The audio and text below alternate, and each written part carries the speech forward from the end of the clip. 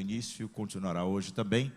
A igreja quer recebê-lo com muita alegria. Aplauda o nome do Senhor Jesus pela vida do servo de Deus. Ouviremos a exposição da palavra do Senhor.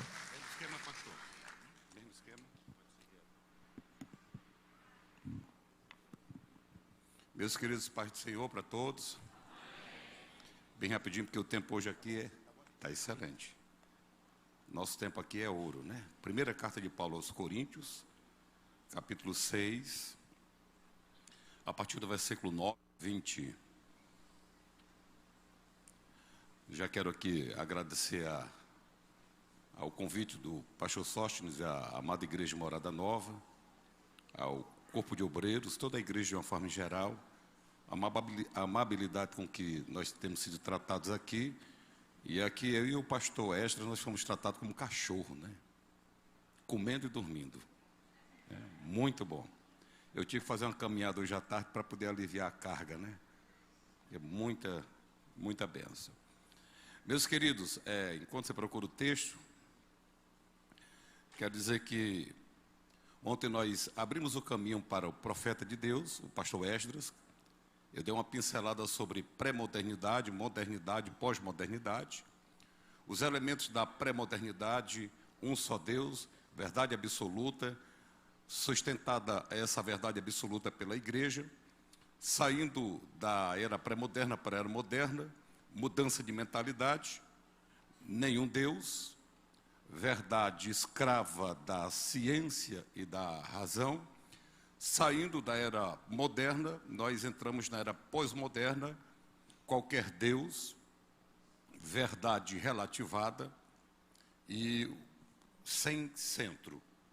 O homem passou a ser o centro de tudo, como diz Protágoras, homo mensura, no período da era moderna, mas na era pós-moderna nos falta um eixo, está nos faltando um centro. Mas na era pré-moderna, na era moderna e na era pós-moderna, nós temos algumas diferenças. Nós temos Deus no centro, na era pré-moderna.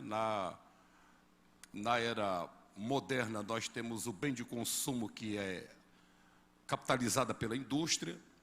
E na época pós-moderna, nós temos, substituindo a indústria, nós temos a tecnologia.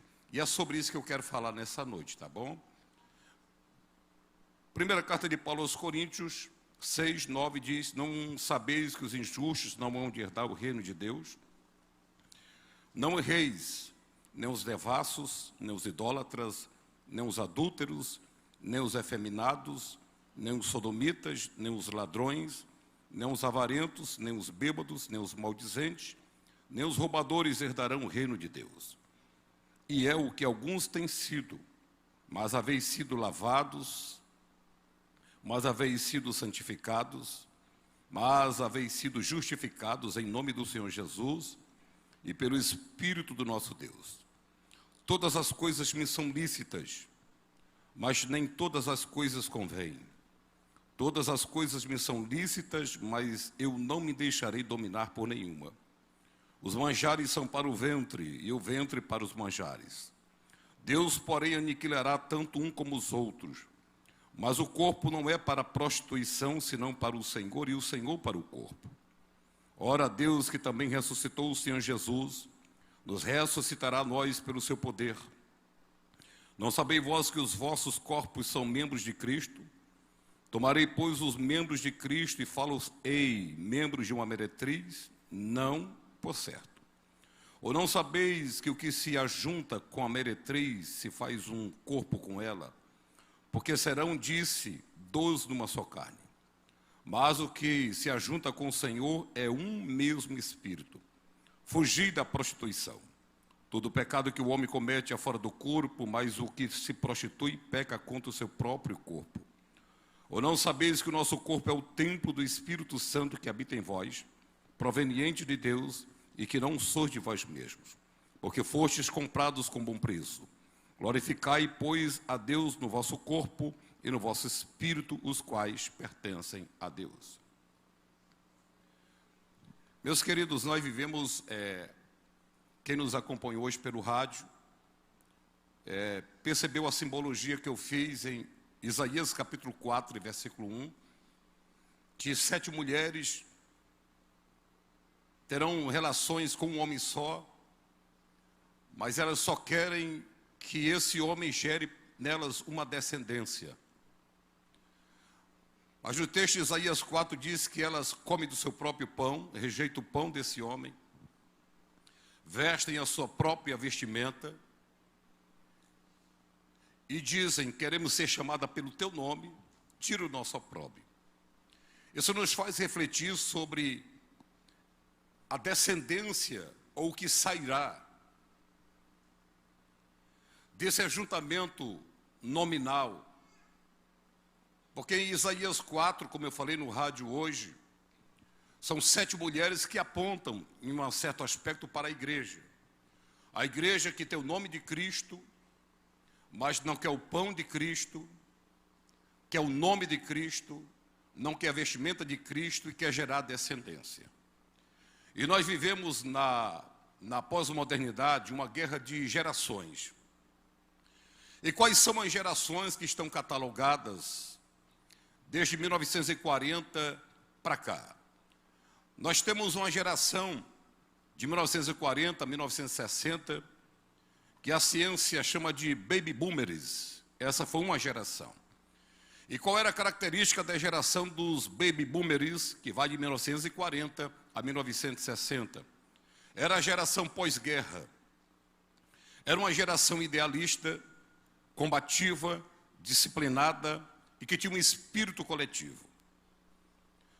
Só que essa geração, ela passa. Substituindo a geração dos baby boomers, surge a geração X. A geração X vai de 1960, terminando nos anos 80. A característica da geração X é uma geração mais cética em relação à autoridade, é uma geração individualista, uma geração competitiva. Essa geração nós temos os grandes empresários e essa geração tem um alto poder de consumo. Quero abrir um parêntese aqui para dizer que os anos 80 marcam uma coisa interessante. De 1980 para trás, a raça humana recebeu mais informações do que em 6.000 anos de civilização.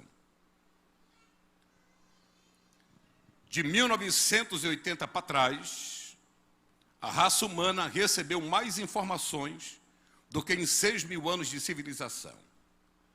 O grande problema de 1980 para cá não é a falta de informação, é o excesso de informações. E muitas pessoas confundem informação com conhecimento. Mas informação não é conhecimento. Muitas pessoas, e nós até aplaudimos quando nós nos deparamos com uma pessoa com muita informação. Isso é típico da nossa geração dos anos 80 para cá. Mas a informação na pirâmide, ela é a mais basilar possível, o degrau mais baixo que tem, é a informação. Em cima da informação tem um degrau que é mais excelente do que o da informação, que é o degrau do conhecimento. O conhecimento está acima da informação. Mas acima da informação, temos o conhecimento. Em cima do conhecimento, nós temos uma coisinha chamada sabedoria. A sabedoria está acima do conhecimento e o conhecimento está acima da informação. A informação é muito boa para quem vive no mundo secular.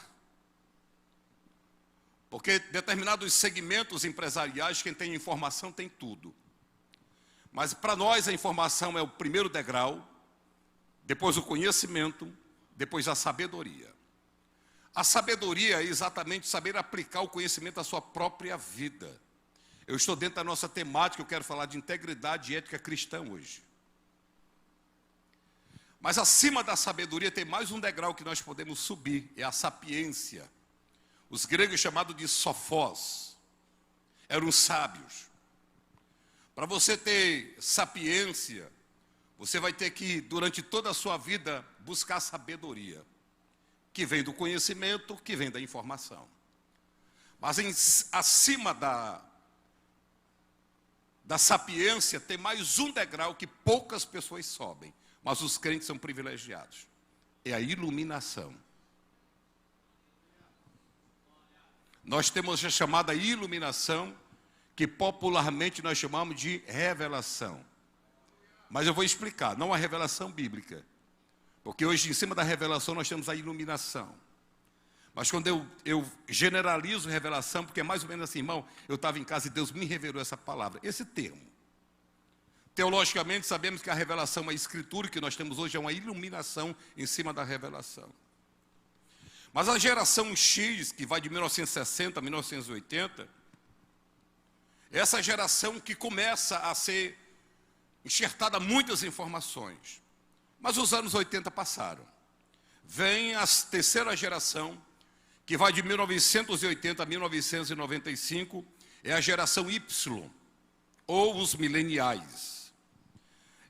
De 1980 a 1995, essa geração nasceu com a informática e a globalização. Essa geração Y, ou os mileniais, viram a internet nascer. Essa geração são mais flexíveis às mudanças. Quem é fruto dessa época são questionadores. Não querem o mundo que os pais e os avós deixaram. Priorizam a sustentabilidade. Gostam das causas sociais e são imediatistas. Mas essa terceira geração passou. Vem agora a quarta geração, que vai de 1995 a 2010. É a chamada geração Z. Essa geração nasceu no mundo conectado e com o celular na mão. Para essa geração não existe online e offline.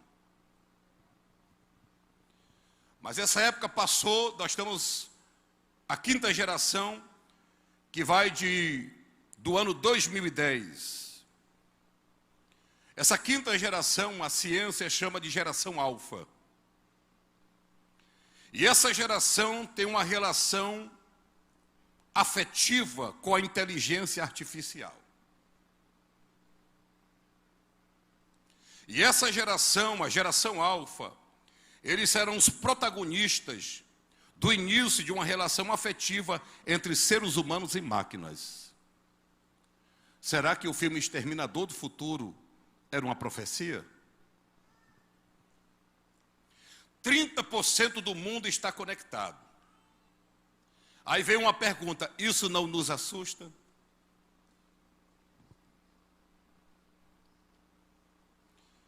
E eu quero ainda, nesses pouco tempo que me restam, falar sobre o perigo da relação descartável e as novas tecnologias, já que, na época pós-moderna, em substituição à indústria, nós temos a tecnologia. Agora eu quero falar um pouco como terapeuta. Nós temos um perigo muito grande desse relacionamento, de uma relação descartável e as novas tecnologias.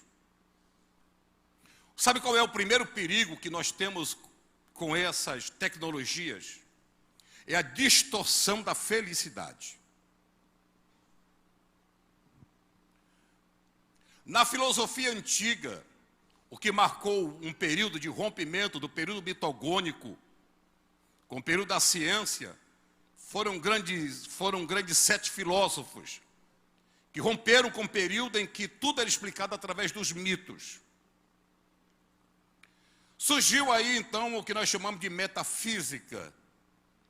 Nós temos os proponentes que receberam o ônus, o bônus de tudo isso, Sócrates, Platão e Aristóteles.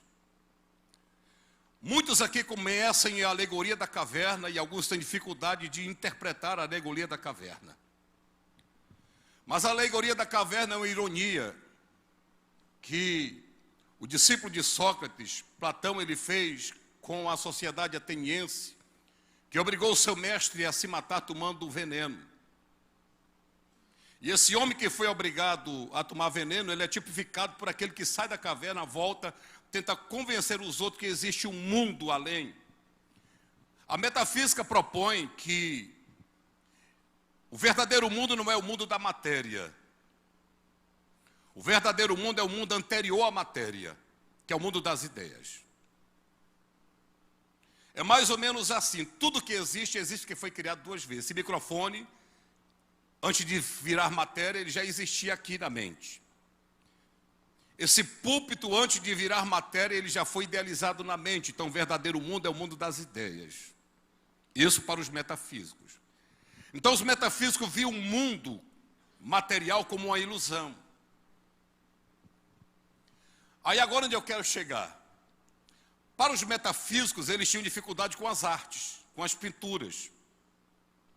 Porque para os metafísicos, o mundo da matéria não era o mundo real. O mundo real era o mundo anterior à matéria. E esse mundo era só ilusão, porque de repente uma mesa poderia se transformar num banco. Mas a ideia da mesa perpetuaria-se no mundo das ideias.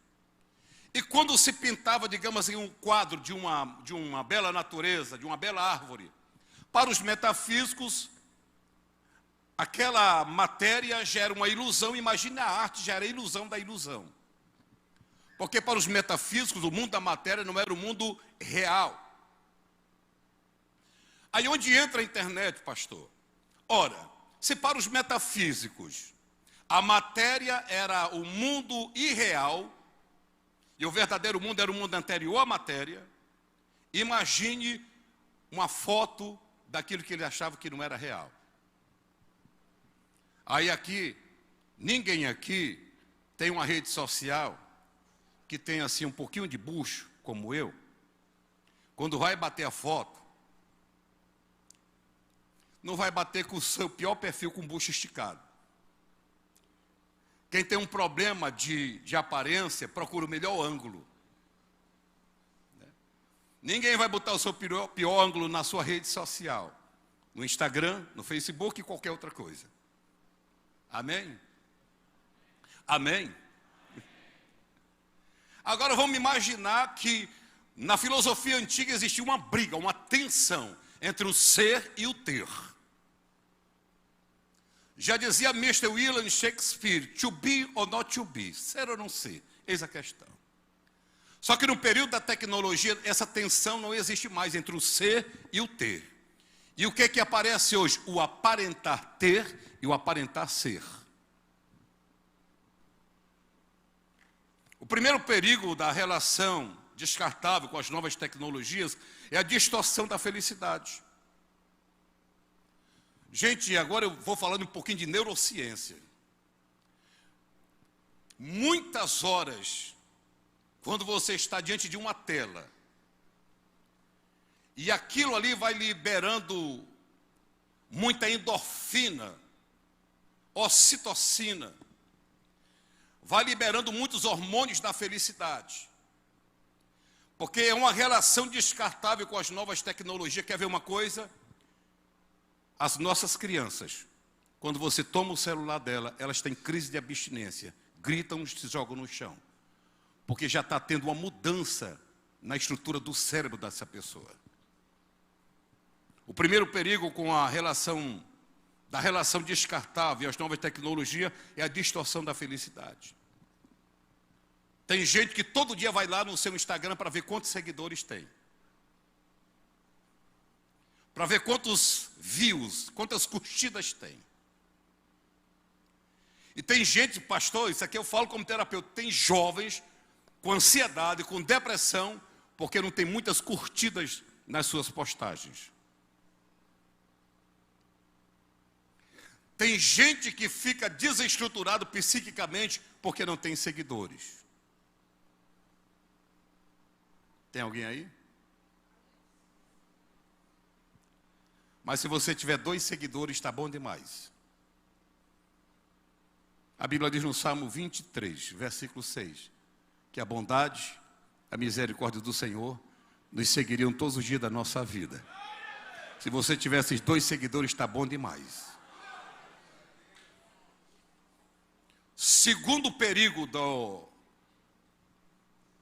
das novas tecnologias, desse relacionamento, isolamento e solidão. Pode anotar, isolamento e solidão. Nunca se viveu tanto, meu pastor. Muitas pessoas conectadas ao mesmo tempo e ao mesmo tempo no meio de uma multidão, mas sem contato humano. Você quer ver uma coisa? Olha o café da manhã na sua casa. Olha o almoço na sua casa. Você, a esposa e os filhos. Eu estou falando nós, de uma forma geral. Nós estamos juntos, mas estamos solitários. Sabe qual é o segundo perigo? Isolamento e solidão. Várias conexões e ao mesmo tempo solidão. O contato virtual nunca vai substituir o contato físico, o contato humano. Antigamente, quando nós chegávamos num restaurante, a primeira coisa que a gente pedia era o cardápio. Hoje, quando nós chegamos num restaurante, a primeira coisa que pedimos é o quê? Ninguém quer estar desconectado. Porque estar desconectado para essa geração é ser old fashion, anacrônico, demodé, quadrado, cafona e ultrapassado. Todo mundo quer estar conectado. Mas nós vemos agora o terceiro perigo. São as relações sociais efêmeras. Nós vivemos na época das relações sociais efêmeras.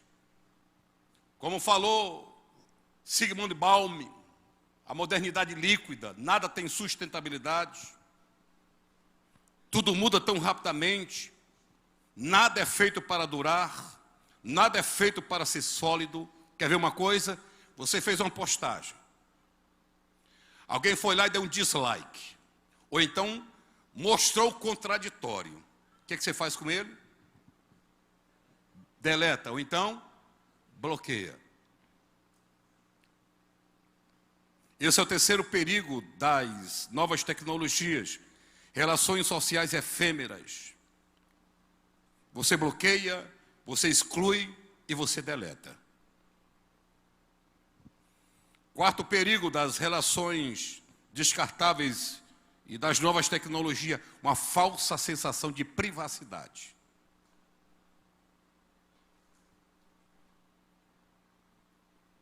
Tudo sai do privado e vai para o público. E só que nós temos visto hoje nas redes sociais constrangimentos, fotos pessoais que vazaram, conversas que vazaram, mas as pessoas que têm relações com as novas tecnologias têm essa falsa sensação de privacidade. Mas não é isso que eu quero falar. Guiado pelo Espírito Santo ontem, quando o pastor estava pregando, eu senti algo arder muito forte no meu coração. Baseado dentro da ética e da integridade cristã, que é o tema do nosso seminário. Eu quero falar sobre as redes sociais e o aumento da pornografia. Talvez não seja muito palatável, talvez não seja muito mamão com açúcar que nós vamos ouvir nessa primeira prédica nessa noite. Mas eu faço isso guiado pelo Espírito de Deus. Porque tem alguém aqui no nosso meio que precisa se libertar da pornografia nas redes sociais.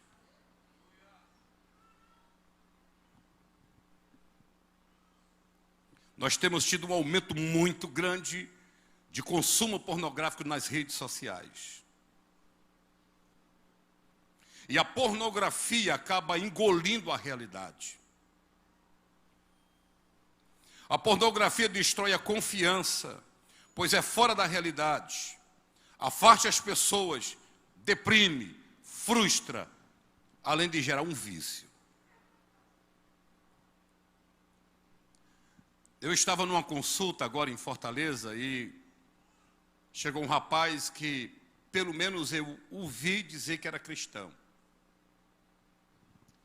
Estava marcado para um psiquiatra. Comecei a bater um papo com ele, coração crescido, porque tomou muito anabolizante, ele é bem grande. Frequentador de cultos, frequentador de igreja, mas preso à pornografia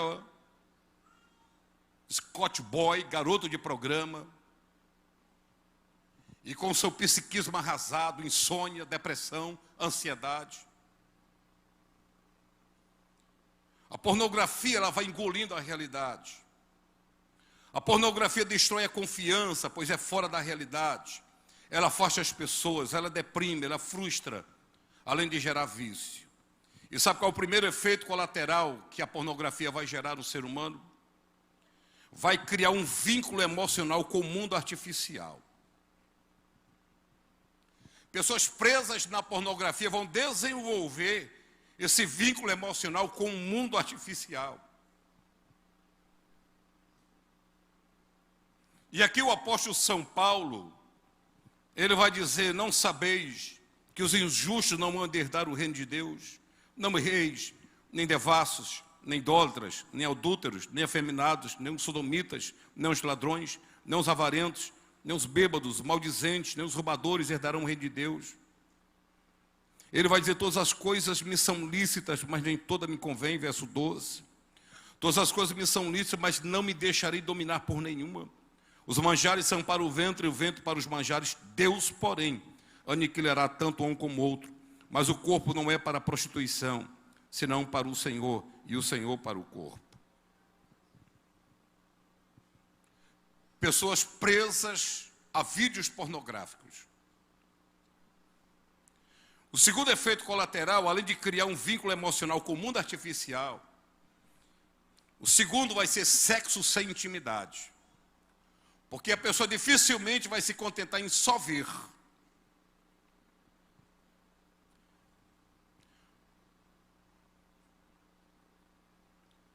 Sexo sem intimidade. Por causa do sexo sem intimidade emocional, a fome permanece insatisfeita. Eu vou explicar isso. A pessoa consome um produto pornográfico agora, se autossatisfaz, mas daqui a pouco ele tem que assistir de novo, e de novo, e de novo, e de novo, e de novo. Na igreja que eu sou pastor, estou tratando de 3 jovens que estão presos. São cadeias malignas, pastor. São cadeias espirituais, cadeias emocionais que prendem a pessoa nas redes pornográficas. Um já se libertou e conseguiu casar. A outra pessoa era casada, mas tinha, mesmo casada, tinha uma compulsão pela masturbação, mesmo sendo casada, o que na psicanálise nós chamamos de hipersexualidade. Para as mulheres, uma ninfomania, para os homens, uma hipersexualidade. Para vocês imaginarem a angústia que traz para as pessoas assim. A terceira coisa, o terceiro efeito colateral é a insatisfação. Por causa do mundo artificial que é, a pornografia não pode satisfazer a necessidade de intimidade emocional. Essa necessidade básica permanece inacabada, criando um apetite cada vez maior. E hoje se você não vigiar, você abre o seu celular, essas empresas já colocam logo na sua rede social algo assim para você abrir.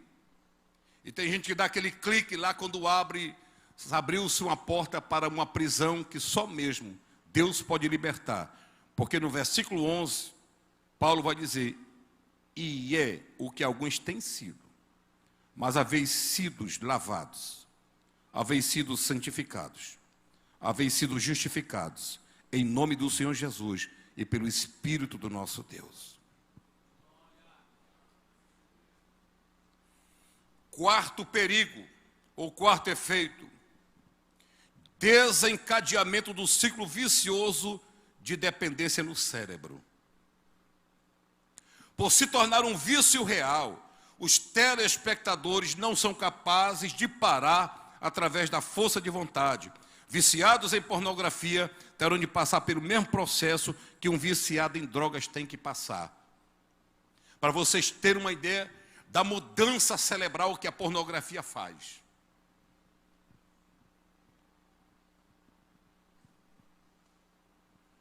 Começa a desencadear no cérebro um ciclo vicioso que a ciência compara a mesma coisa de quem tem vício em drogas. Mas não para por aí, depois vem, sabe o quê? O sexto efeito colateral, depois de tudo isso. Vínculo emocional com o mundo artificial. Depois sexo sem intimidade. Depois insatisfação. Uma mudança na química cerebral. E agora vem um quinto efeito, que é a frustração. O uso da pornografia provoca prazer e uma válvula de escape para sentimentos de baixa autoestima, ansiedade, tédio e frustração, criando uma porta de entrada para o vício.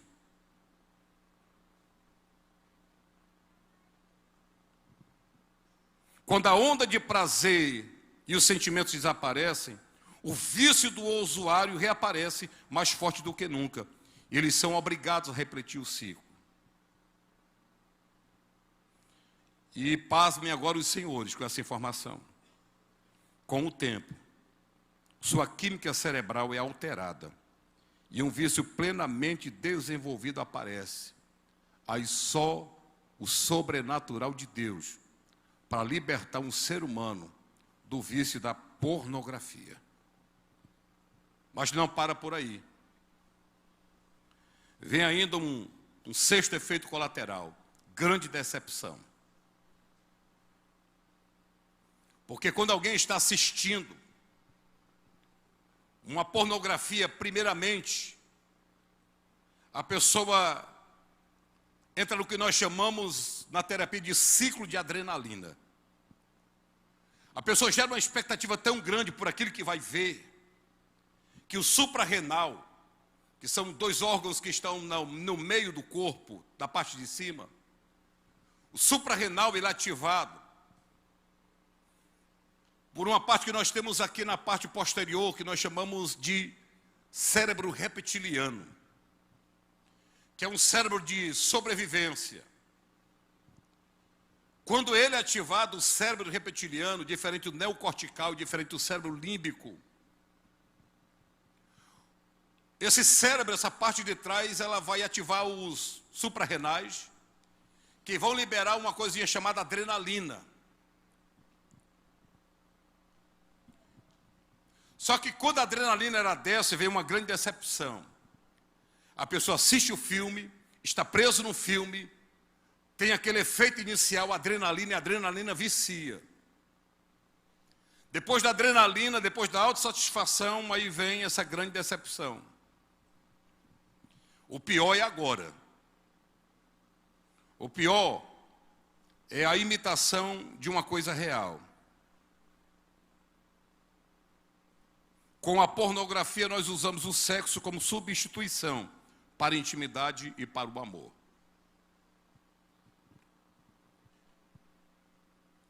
Em um campo nosso, pastor, muito grande, citado pelo Senhor hoje nas nossas conversas, muito grande. O pastor presidente desse campo me convidou para dar uma palestra, porque tinha obreiros, dirigentes de congregação, presbíteros da igreja, que já não mantinham mais relações sexuais com suas esposas, porque estavam presos na pornografia. Subindo ao altar de Deus, ensinando o povo, pregando para o povo, mas presos na pornografia e já não tinham mais vida sexual ativa. Porque eles começaram a imitar a coisa real. Porque com a pornografia, usamos o sexo como substituição para a intimidade e para o amor. Alguns abandonaram agora o efeito reverso. No caso de alguns homens, começaram a, na esposa, idealizar aquilo que viam na rede pornográfica. E a esposa, no caso dos homens, a esposa se tornou um mero objeto sexual. Acabou com o amor, acabou com a intimidade, porque amor. Semana agora, domingo, eu estava na igreja, eu preguei uma mensagem no culto da família sobre a diferença entre tesão, paixão e amor. Tesão é um instinto sexual. E quem é guiado pelos instintos são o reino animal. Os animais, eles são guiados pelo instinto de preservação e de perpetuação da espécie. No reino animal não existe paixão. No reino animal existe instinto de sobrevivência ou de procriação. E o que é a paixão? As pessoas confundem libido com amor, confundem paixão com amor, mas a paixão ela é cega, o amor não. Porque segundo a logoterapia, o amor só pode acontecer quando você descobre um ser humano, naquela pessoa que é o seu cônjuge, se olha para ele, você descobre ele como um ser humano, não uma pessoa que simplesmente vai satisfazer as suas emoções emocionais e psicológicas e nem tampouco satisfazer as suas necessidades biológicas. O amor só pode acontecer entre dois seres humanos. Por isso que a paixão é cega, mas o amor ele abre os olhos. E só existe amor quando eu consigo enxergar que o meu cônjuge é um ser humano igual a mim. Mas olha a destruição da pornografia. A pornografia ela vai destruir a intimidade, vai destruir o amor, porque o sexo agora vai ser só como uma válvula de escape e uma imaginação. E muitas vezes o cônjuge ele é subjugado a fazer coisas que não quer. Mas vamos adiante. Oitavo efeito da pornografia: fome constante. Ela cria um apetite por si, por ser uma substância viciante. Esse apetite aumenta com o tempo e você gasta mais e mais tempo vendo pornografia. É uma fome por pornografia que não acaba mais.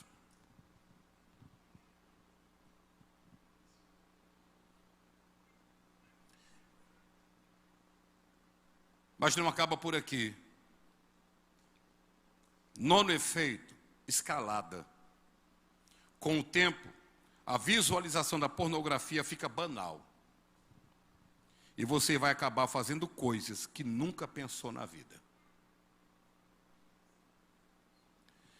Quando eu era co-pastor na cidade de Horizonte, nós tivemos um caso sui generis lá. Um presbítero da igreja, eu acho, já com 70 anos de idade.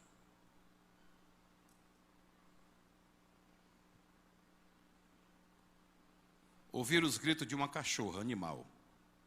E quando subiram o muro para ver o que era, ele estava praticando bestialismo. Agora imagine um presbítero da igreja, eu estou pregando para pastores, confere, pastor? Para líderes. Um presbítero da igreja, aos 70 anos de idade, praticando bestialismo.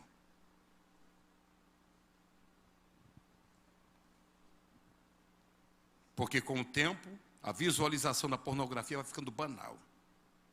Já não desperta mais tanto interesse e agora você vai começar a fazer coisas que você nunca imaginou. E em último lugar, nono efeito nocivo da pornografia: enfraquecimento da verdade. Ela vai ampliar cada ferida emocional do passado, prejudicar a sua capacidade de atender às suas necessidades emocionais essenciais, vai danificar a sua capacidade de ter um relacionamento saudável e vai deixá-lo incapaz de responder sexualmente ou emocionalmente ao seu parceiro. Vou repetir: enfraquecimento da verdade. Ela vai ampliar cada ferida emocional do passado, prejudicar a sua capacidade de atender às suas necessidades emocionais essenciais, danificar a sua capacidade de ter um relacionamento saudável e deixá-lo incapaz de responder sexualmente ou emocionalmente ao seu parceiro.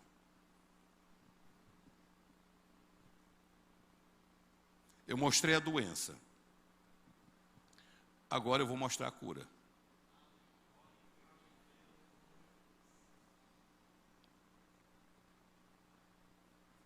E como é que nós vamos vencer a pornografia? Nós estamos dentro do nosso evento. Estou falando de integridade e ética cristã na pós-modernidade. Estou mostrando qual é a porta que o inimigo ele tem usado para prender muitos cristãos. Sabe como você deve vencer a pornografia? Anote aí: arrependimento.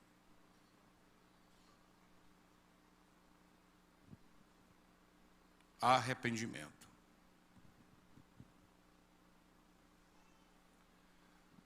Se você que está nesse evento, eu falo isso com muito temor, com muita calma, seguindo a direção de Deus.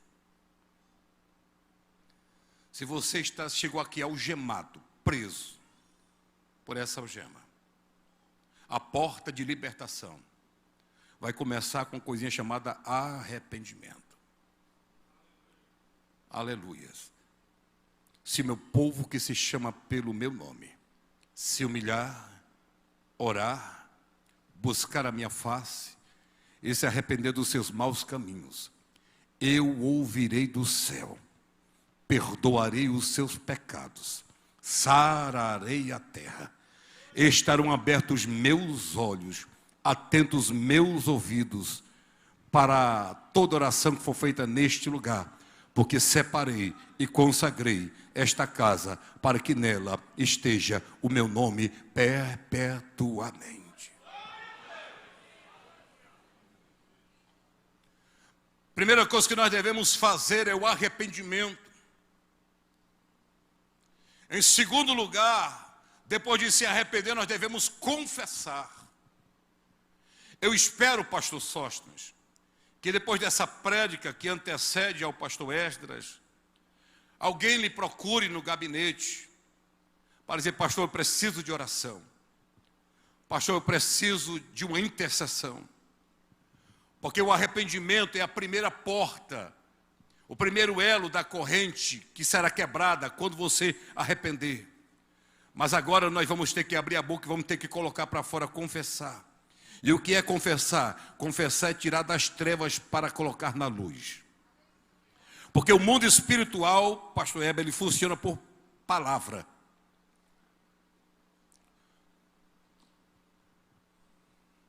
O mundo espiritual, ele se funciona por declarações.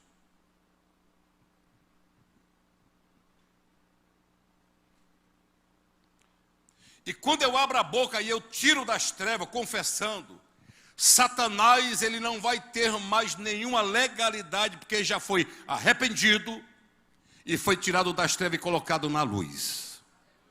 E tudo aquilo que nós colocamos na luz, Satanás, ele perde o direito legal de acusar, porque já foi tirado das trevas e colocado na luz. Há necessidade, pastor, de abrir a boca para confessar? Sim. Procure um intercessor, procure o seu líder, procure alguém, vá hoje ainda no seu lugar secreto de oração, arrependa-se desse pecado, vai lá, abre a boca e diz: Senhor, me ajuda, tira das trevas. A mulher só encontrou a dracma, sabe quando? A mulher só encontrou a dracma depois que ela acendeu a luz.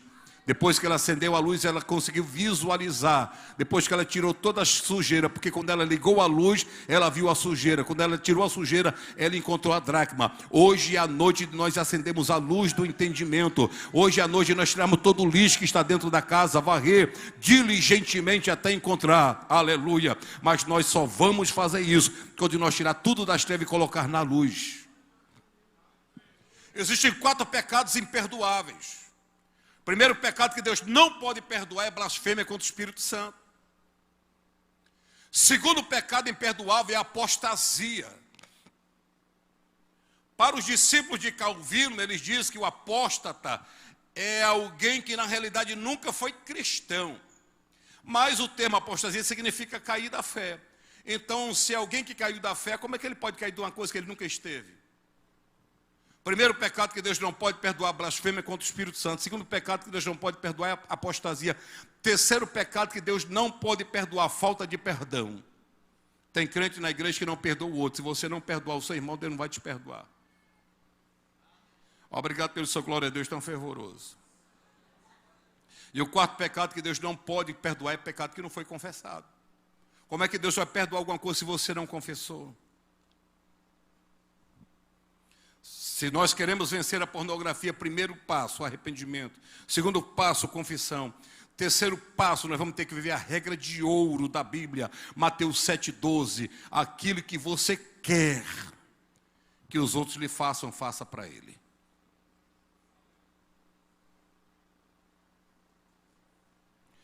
Quarto passo para nós vencermos a pornografia. Tolerância zero com a pornografia. Porque tudo começa com uma fotozinha sensual, depois uma novela, depois vai abrindo-se, a Bíblia diz que um abismo chama outro abismo. Se nós queremos vencer a pornografia, a tolerância zero a partir de hoje.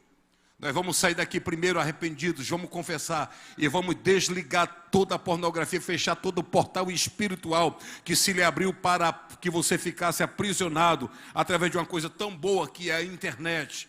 Mas o diabo lhe aprisionou, mas hoje é noite de libertação. Hoje é noite de libertação. Nós estamos tendo um culto aqui, pastor, que não é um culto de uma conferência de conhecimento. Nós estamos tendo um culto de libertação. Porque culto de libertação não é quando alguém cai endemoniado na igreja. Culto de libertação é um culto de doutrina. Culto de libertação é EBD. Culto de libertação é um congresso como esse, uma conferência como essa, porque a Bíblia diz: conhecereis a verdade e a verdade vos. A verdade vos. Bem-vindo ao culto de libertação nessa noite. Você vai sair daqui liberto. Agora, a verdade, ela não liberta. O que liberta é o conhecimento da verdade. Conhecereis a verdade. Eu vou explicar. Porque a verdade, ela nunca vai deixar de ser verdade. Mas a verdade, quando entra na minha realidade, não muda a minha realidade, a verdade nunca deixa de ser a verdade. Mas se a verdade que não muda, nunca vai deixar de ser verdade, entra na minha realidade, não muda a minha realidade, ela não é verdade dentro da minha realidade. Quer ver uma coisa? Quem crê que Jesus cura? É uma verdade? E por que você está doente? Essa verdade, Jesus cura, é uma verdade. É um axioma. É uma comprovação que não precisa de veredito. Jesus cura. Mas essa verdade, quando entra na minha realidade, não muda a minha realidade, mesmo sendo verdade, nunca vai deixar de ser verdade. Mas a verdade entrando na minha realidade, não mudando a minha realidade, mesmo sendo verdade, sem deixar de ser verdade, mas dentro da minha realidade ela não tem sentido. Quem crê que Jesus batiza com o Espírito Santo? E por que você não ora em línguas? Uma verdade nunca vai deixar de ser verdade, mas uma verdade quando entra na realidade, não muda a realidade, mesmo sendo verdade, nunca vai deixar de ser verdade, mas dentro da minha realidade que não foi transformada, ela não tem sentido. Obrigado pelo glória a Deus. Você quer se libertar? Quinto lugar, esteja satisfeito em Cristo Jesus. Substitua intimidade sexual com intimidade com o Senhor.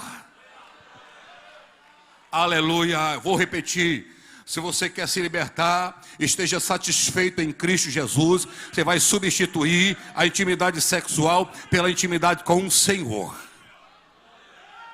Mateus 6,6, a Bíblia diz: quando você for orar, entra no teu quarto, fecha a porta, ora ao teu pai em secreto. Em secreto ele vai te... O correto seria ele vai te ouvir. Mas o texto não diz isso. Ele vai te ver. Irmão, como Deus gosta de ver o crente no secreto. Como Deus gosta de ver o crente no lugar secreto de oração. Ele te vê, ele não vai te ouvir, ele vai te ver. Aí o que ele vai fazer? Ele vai te recompensar. Ao invés de fechar a porta do teu quarto para assistir pornografia, fecha a porta do teu quarto para intimidade com o Senhor. Para ter intimidade com o Espírito Santo de Deus. Eu tenho um hábito que é meu, isso aqui não é ensinado nas Assembleias de Deus, mas tudo bem. Todos os dias eu tenho que passar 2 horas orando só em línguas estranhas. Amanheço o dia de madrugada, boto um fundo musical, boto a minha playlist, deixo lá no celular e começo, irmão. 1 hora orando só em línguas estranhas, 2 horas orando em línguas estranhas. Há um tempo atrás eu passei 8 horas orando em línguas estranhas. Pastor, o que você sentiu? Só os queixos doendo. Eu tirei 8 horas do meu quarto trancado orando em línguas estranhas. E depois disso, a minha esposa veio e nós vamos orar em língua portuguesa. Porque a Bíblia diz que aquele que ora em línguas, ele ora bem. Ele fala em mistério com o Pai. E ele é edificado. Eu estou lhe dando aqui uma receita. Esteja satisfeito com Cristo Jesus. Substitua a intimidade sexual com a intimidade com o Senhor. No Éden, Adão e Eva deixaram de comer o que era para comer e passaram a comer o que não deveriam comer. Se encha do que você deve e não sobrará espaço para o que não deve. Amém? Se enche do Espírito Santo.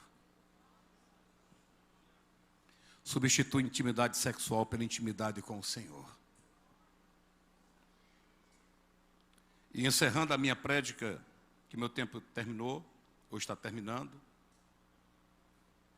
já que nós estamos falando de ética, integridade, coloque as suas redes sociais a serviço do reino de Deus.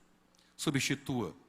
2 substituições. Primeiro, eu vou substituir intimidade sexual com intimidade com o Espírito Santo, com o Senhor. E agora, eu vou pegar minha rede social, que servia para mim ter intimidade com a pornografia. Agora eu vou colocar a minha rede social a serviço do reino de Deus.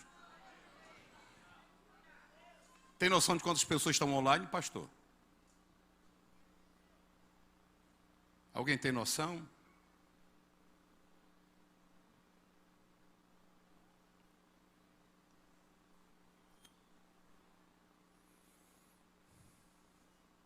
Quantas pessoas nós temos aqui? Irmãos, e o que eu vou falar agora vai nos causar um pânico. Vai causar um pânico.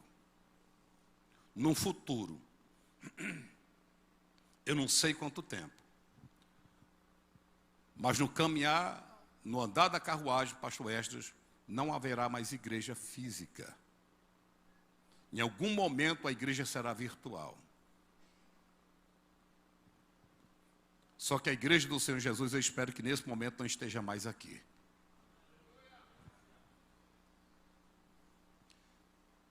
Enquanto eu prego numa rede social, aqui num canto, eu alcanço um número reduzido, mas nas redes sociais.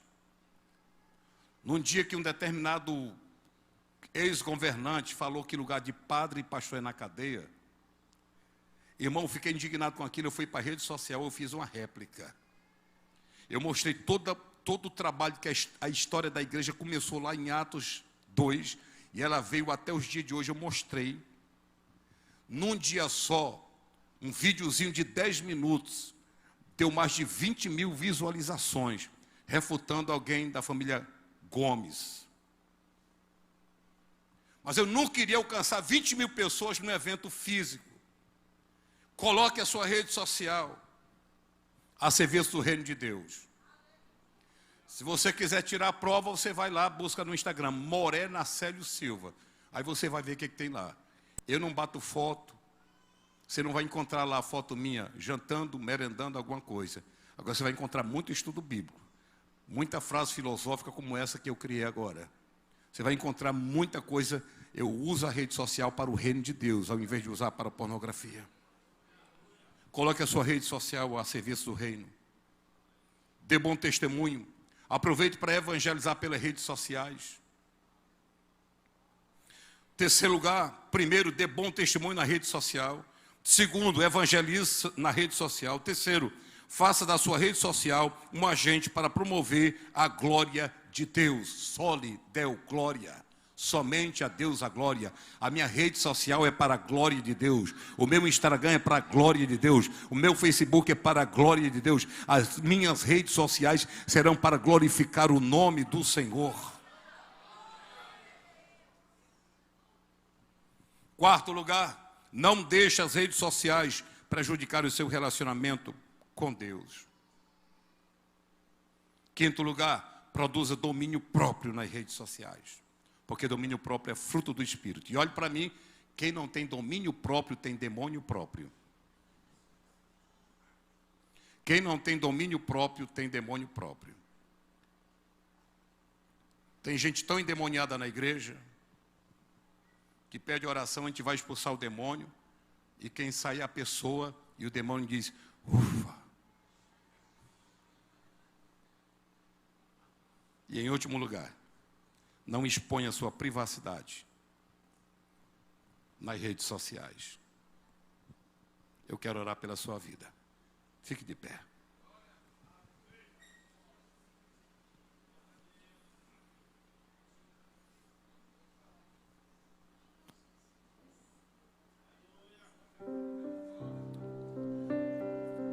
Vem a hora da verdade, eu sei que nessa hora é uma hora difícil.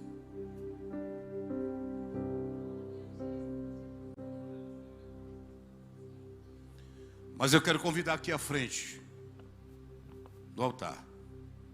Eu sei que nessa hora é uma hora difícil, que tem algema, tem corrente, tem cadeia, que prende a pessoa porque vem aquela coisa: o que é que vão pensar de mim depois de uma mensagem dessa? Vão achar que eu estou preso na pornografia, por isso que eu fui lá na frente. Mas não é isso. Eu quero convidar aqui no altar de Deus pessoas que ouviram esse estudo bíblico sobre integridade e ética cristã com relação às tecnologias. É em tudo. E você entendeu que a sua rede social não tem sido para a glória de Deus. Eu quero lhe convidar aqui a vir no altar de Deus, que eu quero ter o prazer de orar pela sua vida. Você jovem que tem usado a sua rede social não para a glória de Deus, para mostrar simplesmente a sua vida, suas coisas, e algumas delas até não glorificaram a Deus. Eu quero lhe convidar aqui. Eu quero ver se tem marcha agora. Quero ver se tem fé em mim agora. Eu sei que depois de uma palavra dessa alguém vai dizer: não, eu não vou para frente porque estão achando que eu estou preso na pornografia. Estou dizendo, não é sobre isso que eu quero. Eu quero que venha aqui na frente para receber a oração quem entendeu que a sua rede social não é para evangelização, para a glória de Deus, mas que entendeu que nós podemos melhorar. Nós podemos, como cristãos, usar a rede social para glorificar o nome do Senhor. O ministério de louvor vai louvar, você vai fechar os olhos, e eu lhe aguardo aqui no altar de Deus, se você tiver coragem. Feche os olhos, toda a igreja. Canta.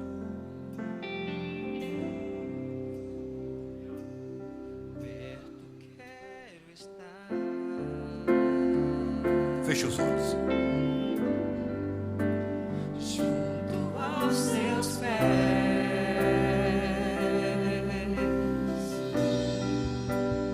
pois prazer maior não há. Feche os olhos, toda a igreja feche os olhos.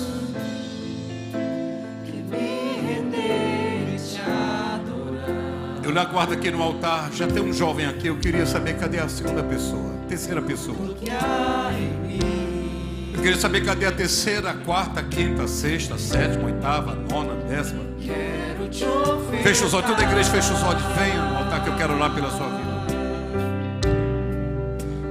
Mas ainda é pouco, eu sei. Toda a igreja feche os olhos. Se comparado ao que Eu lhe aguardo aqui no altar de Deus. não sou Apenas servo, teu amigo me tornei.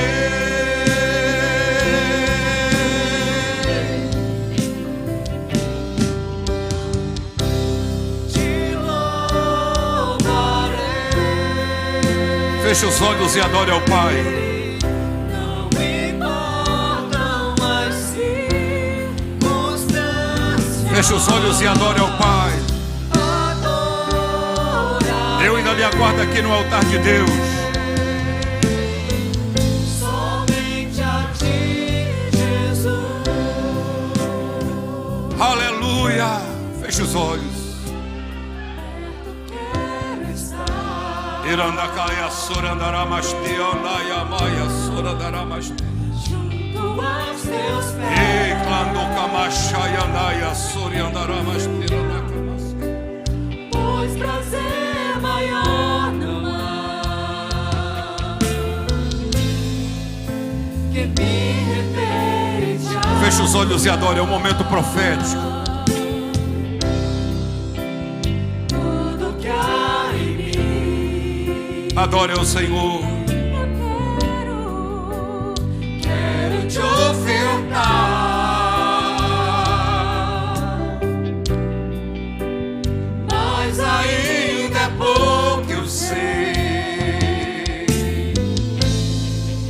Se comparado ao que ganhei,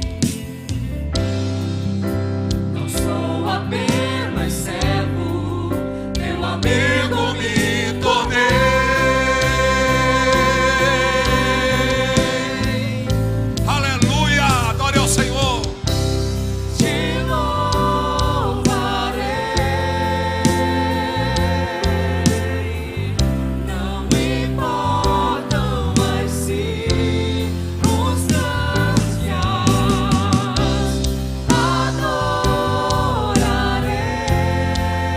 somente a Ti. Somente a Ti, Jesus. Pai, em nome de Jesus, eu oro pela Tua noiva, Senhor. Eu oro, meu Pai amado, pelo Teu povo que se chama pelo Teu nome. Andai, sorandai, asteranduia, clamasterandarabas. Remai, assou, clanto, yamache, andai, astou. Remando como a placa sore, andai, xeranduia, claias. Remando como a placa suri, que anto, que mexi, andai, astou.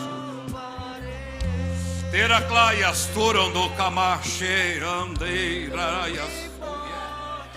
Ei, machiando, clata, camaiaste.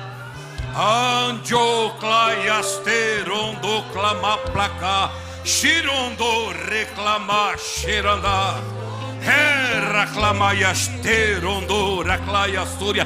Para que correntes sejam quebradas nesta hora. Libera a tua unção neste momento. Libera a tua unção neste momento, Senhor. Tem crentes aqui que precisam serem renovados no Teu Espírito. Começa a renová-los agora, Pai. Começa a renová-los agora, Pai. Começa a enchê-los do Teu Espírito Santo. Ai de como na caçubiergia. Emandou reclaiachei. Emandou como a placa sorondora mandoria claiacheirando yamaiasi. Tem correntes sendo quebradas nesta noite. Tem correntes sendo quebradas nesta hora. Algemas estão sendo quebradas. Algemas estão sendo quebradas. Correntes estão sendo quebradas. Liberta, Jesus, que haja libertação, Senhor. Emandora claia xerondora mandou camassuie. Toda a igreja é convidada a adorar ao Senhor. Louve a Ele, louve a Ele, louve a Ele. Feche os olhos e glorifique a Ele. Que mandou camaiasteira do camaiastu. Que mandou camaiasturia, che ando camasteira andarai astéria. Tem uma serpente correndo no meio da igreja, pastor. Tem uma serpente correndo no meio da igreja, batendo em retirada. Há uma serpente no meio da igreja, batendo em retirada. Nós te repreendemos, demônio, em nome de Yeshua Rabashia. Pega as tuas bagagens e bata em retirada. Olha o novo tempo chegando para a tua vida. Olha o novo tempo chegando para as tuas emoções. Olha o novo tempo chegando para a sua casa. Olha o novo tempo chegando para o teu casamento. Olha o novo tempo chegando para o teu relacionamento. Olha o novo tempo chegando para a tua intimidade. Receba nesta noite, receba agora. Emando kama cherondo yabache.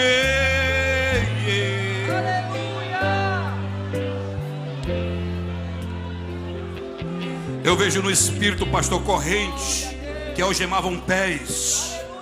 Eu vejo correntes que algemavam pés, prendiam pés sendo quebrados nessa noite. O laço do passarinheiro quebrou e nós escapamos. O laço do